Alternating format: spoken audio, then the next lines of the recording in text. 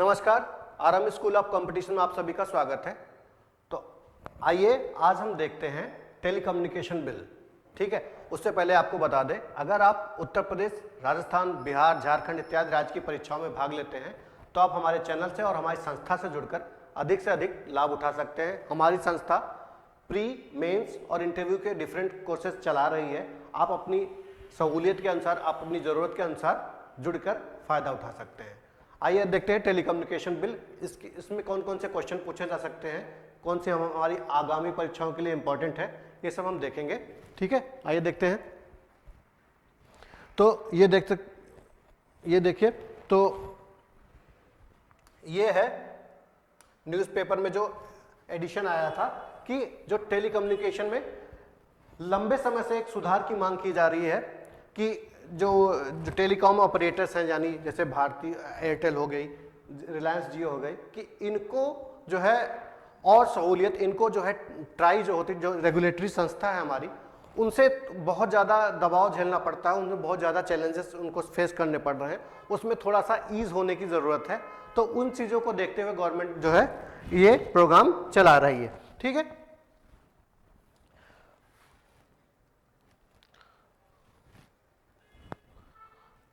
तो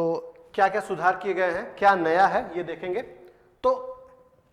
recently telecommunication bill जो है 2023 के नाम से एक बिल जो है लोकसभा में जो है पेश हुआ और पास हुआ। तो एक तो पास किसने किया ये पूछा जा सकता है। तो इसको पास किया है अश्विनी वैष्णव, वो रेल मिनिस्टर भी हैं और टेलीकॉम मिनिस्टर भी। तो इन्होंने इस बिल को पेश किया। ठीक है, लोकसभा में 18 दिसंबर को पेश किया गया और पास हुआ था 20 दिसंबर को। तो अगर पेश किया जाना पूछे किसी एग्जाम में तो आप बताएंगे 18 दिसंबर, और अगर पास होने का पूछे तो 20 दिसंबर। ठीक है, आगे राज्यसभा में इसको राज्यसभा में भी उसी दिन 20 दिसंबर को ही पास करा लिया गया, तो आपको राज्यसभा वाला कोई कंफ्यूजन नहीं रहेगा। आगे इसके बाद प्रेसिडेंशियल अप्रूवल इसको मिल गया है, तो जो है ये अब एक एक्ट बन गया है। अब इसमें जो है लागू होने का जो है प्रावधान किया जाएगा, किस तरह से इसको लागू किया जाए, इसमें क्या चैलेंजेस है वो अब पता चलेंगे। ठीक है, इस टेलीकॉम बिल की क्या हिस्ट्री, इससे पहले कैसे संचालन हो रहा था हमारे टेलीकॉम सेक्टर का, तो उस पर हम देखेंगे।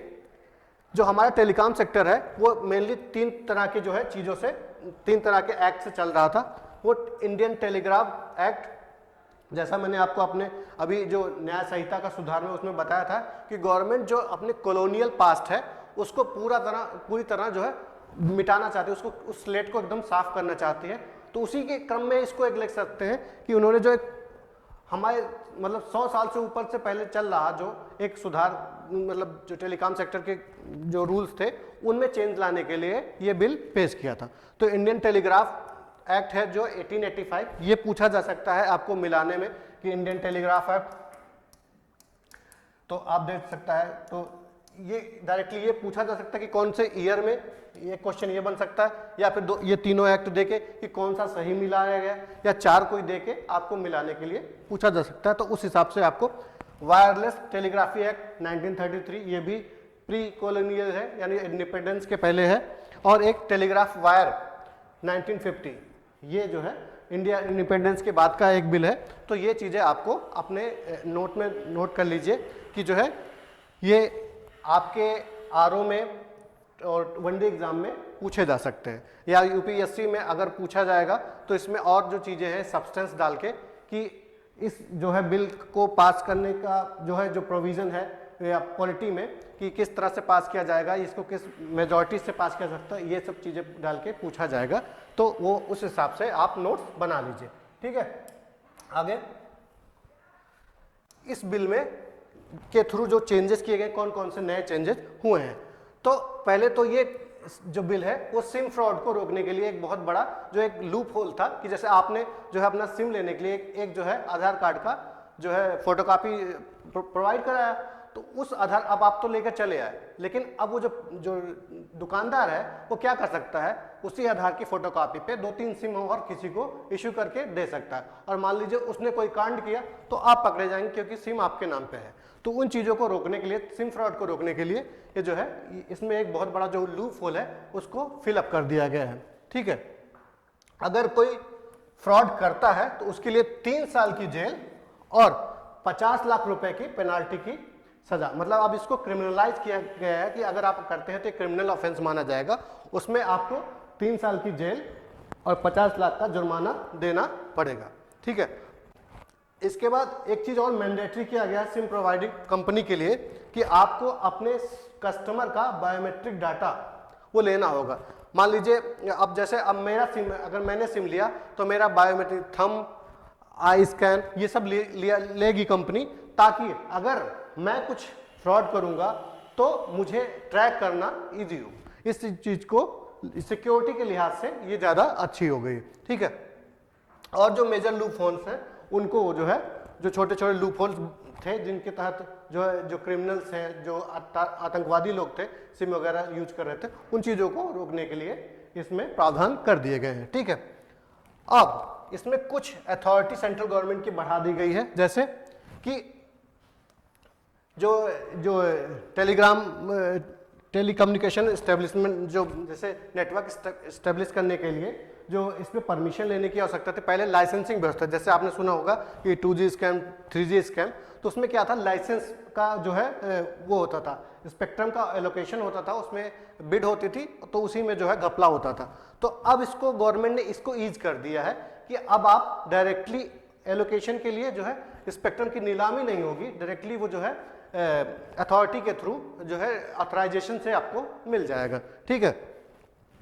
आपको अगर रेडियो कोई संचालन करना चाहते हैं, जैसे आपको अपना कोई FM चलाना है या फिर कोई जो टेलीकम्युनिकेशन सर्विस इस्टेब्लिश करनी है, तो आपके लिए सेंट्रल गवर्नमेंट से परमिशन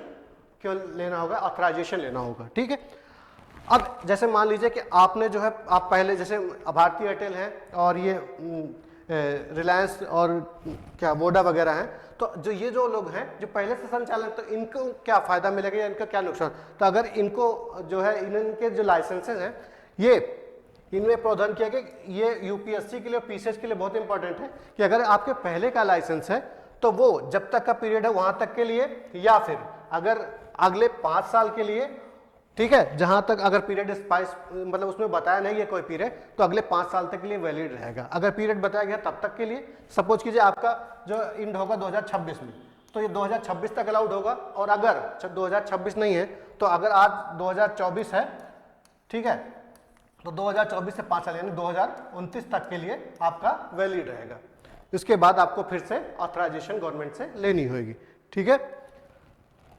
अब इसके क्या किया कि जैसे मान लीजिए कि जो ट्राई है, आपने उसमें कुछ क्वेरी उठाई, आपको कुछ ग्रीवियंसेस हैं, तो उसको कितने जल्दी अब आप ट्राई को उसको सॉल्व करना है, उसमें कुछ सुधार किया गया। उसमें ये कहा गया है कि ट्राई अब विदिन 30 डेज, 30 दिन के अंदर आपको आपके जो ग्रीवियंसेस है उसका रिड्रेसल करेगी, उसको जो है सुलझाएगी। ठीक है, आगे देखते हैं। ठीक है, एक चीज ये जो है बहुत डिस्कस मतलब मुद्दा हो गया है कि अब जो है गवर्नमेंट आपके कॉल को ट्रैप कर सकती है, यानी इंटरसेप्शन कर सकती है, लेकिन हाँ उसके लिए कुछ स्पेसिफिक ग्राउंड्स बताए गए हैं। जैसे अगर पब्लिक एंड ऑर्डर का न्यूसेंस में आप पकड़े जाते हैं तो आपका फोन ट्रैप किया जा सकता है। आप कोई ऑफेंस करके भाग रहे हैं तब आपका क्या, या आप किसी टेररिस्ट एक्टिविटी में शामिल हैं तो उस केसेस में आपका फोन ट्रैप किया जाएगा। ये जो है गवर्नमेंट ने इस प्रोविजन में ऐड कर दिया, पहले ये प्रोविजन नहीं था, जिससे इसीलिए जो अभी आपने पेगासस वगैरह का जो है बहुत न्यूज़ में रहा था, वो यही था कि गवर्नमेंट लोगों के फ़ोन ट्रैप कर रही थी। तो जैसे गवर्नमेंट की मजबूरी है, आपको कैसे, गवर्नमेंट को कैसे पता चले, किसी के मत्थे पे तो नहीं लिखा होता है कि वो टेररिस्ट है या क्रिमिनल है, तो कैसे पता चलेगी आपकी एक्टिविटीज़ को सर्विलांस करके। तो उस सर्विलांस में जो है अब इंटरसेप्शन को एक जो है नेसेसरी ग्राउंड के तौर पे ऐड कर दिया गया है। ठीक है, सिम स्पूफिंग एक क्राइम बता दिया गया है, जो मैंने आपको बताया कि अगर आप सिम किसी, जैसे मान लीजिए आप मेरा सिम है, मेरा नंबर जो भी है XYZ, उसमें उसी नंबर का आप कर लेते हैं, और जैसे इस पे आजकल जो मनी फ्रॉड हो रहे हैं बहुत सारे होंगे सिम स्पूफिंग करके कि मेरा नंबर किसी और के नंबर, तो जो OTP वगैरह है वो उसके नंबर पे आ जाता है और मेरे बैंक से पैसे उसे निकाल दिया जाए। तो इस चीज़ों को रोकने के लिए अब जो है एक इसको क्रिमिनल ऑफेंस बना दिया गया है। ठीक है, और अब जो है जो स्विचिंग सर्विस हो गया उसके लिए जो, जैसे अगर आप सिम जो mobile number MNP mobile number portability थी, उस पर जो कंट्रोल बढ़ा दिया गया है ताकि जो है आप अगर सिम नंबर स्विच कर रहे हैं तो आपका कोई नंबर कोई गलत तरह से इस्तेमाल ना हो पाए, ठीक है। डिजिटल बाय डिजाइन, ये जो ग्रीवियंस रिड्रेसल मैकेनिज्म शुरू किया गया ताकि आपकी जो है जो परेशानी है उसको जल्दी से जल्दी सुधार किया जा सके, ठीक है। और टेलीकॉम बिल ने सेंटर को, जैसे अभी क्या कश्मीर वगैरह में या फिर जहाँ पे आपसपा लगा है वहाँ पे गवर्नमेंट क्या करती है, अगर कोई जो केस हुआ तो वहाँ पे टेलीकॉम सर्विसेज सस्पेंड कर देती है। तो पहले इसके लिए कोई स्पेसिफिक प्रोविजन नहीं था, उनको प्रोविजन को ऐड कर दिया गया है कि अब गवर्नमेंट के पास अधिकार होगा कंट्रोल करने का, सस्पेंड करने का जो है टेलीकॉम नेटवर्क, ठीक है।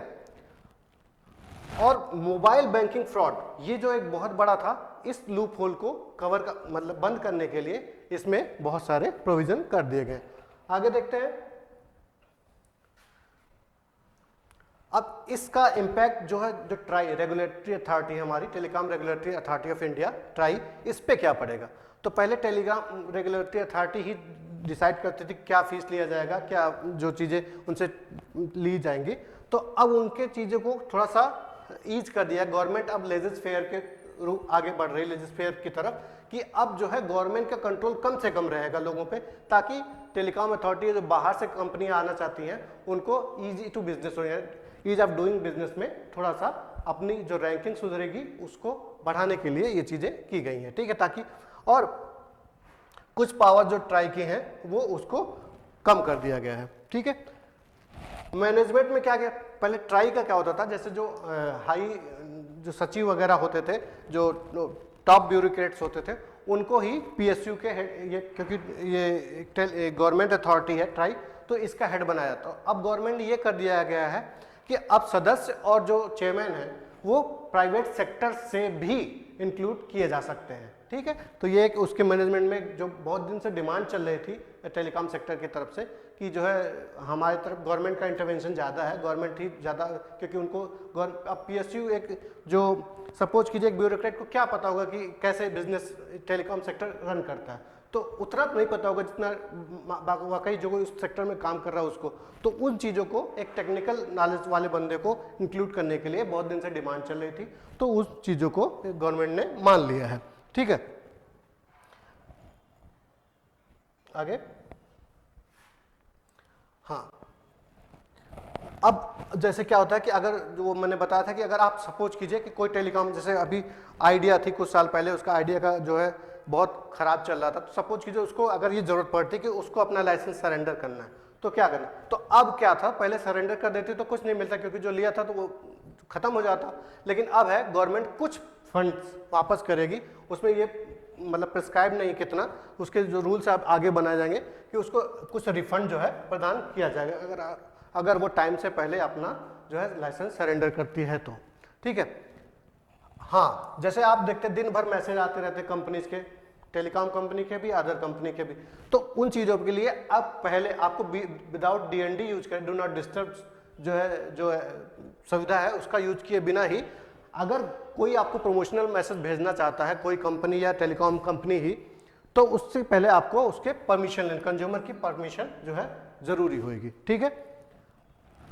ऑक्शनिंग ऑफ स्पेक्ट्रम, जैसे उसमें भी बहुत चेंजेस किए गए हैं कि जो स्पेक्ट्रम है यानी जिससे सुविधा दी जाती है टेलीकॉम की, तो उसमें अब ये चेंजेस किए गए हैं कि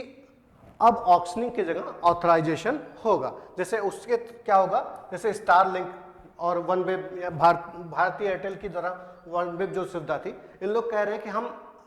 कंज्यूमर को सस्ती इंटरनेट प्रोवाइड करेंगे, तो इससे बाकी जो कंपनीज थी उनमें भी डर है कि अगर ये सस्ता लेंगे और उनको गवर्नमेंट ज़्यादा सुविधा दे देगी तो गवर्नमेंट ने इनकी भी मांग रख ली, और जो हमारे जो इस समय है इंडिया में चल रहे जो टेलीकॉम सेक्टर के बड़े जायंट्स, उनकी भी मांग को देखते हुए चीज़ें ईज कर दी है कि अब जो ताकि स्टारलिंक जैसी जो है सैटेलाइट कम्युनिकेशन सर्विसेज देने वाली कंपनीज को भी थोड़ा फायदा मिल सके, ठीक है। आगे देखते हैं।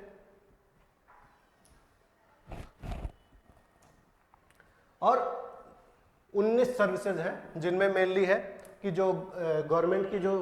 कंपनी है बीएसएनएल और एमटीएनएल, जो बीएसएनएल जो नॉर्मल जगह पे और एमटीएनएल जो महानगरों में जो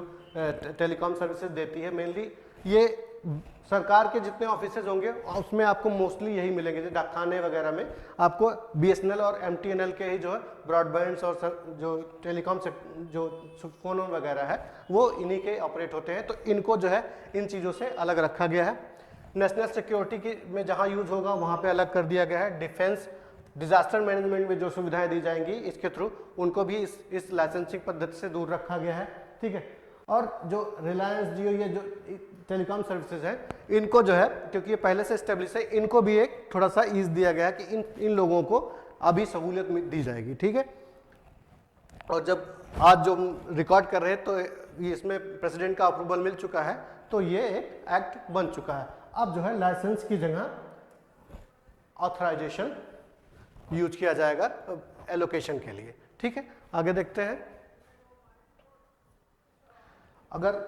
आपको हमारी वीडियो अच्छे लगे तो लाइक शेयर सब्सक्राइब कीजिए और मिलते हैं अगले वीडियो में। Thank you.